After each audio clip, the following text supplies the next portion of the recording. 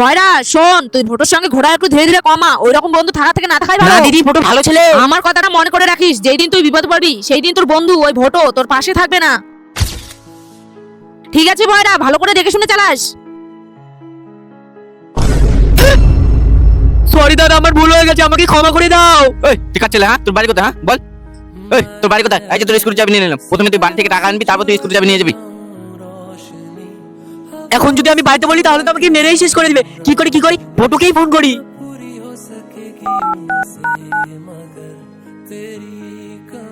কি হয়েছে? আমি না অ্যাক্সিডেন্ট করে ফেলেছি। দাদা কত টাকা দিতে হবে? 2000 টাকা। দাদা আমি এখনই নিয়ে আসছি। ঠিক আছে। দিদি মনে হয় ঠিকই বলেছিল, বিপদের সময় বন্ধু পাশেই থাকে না।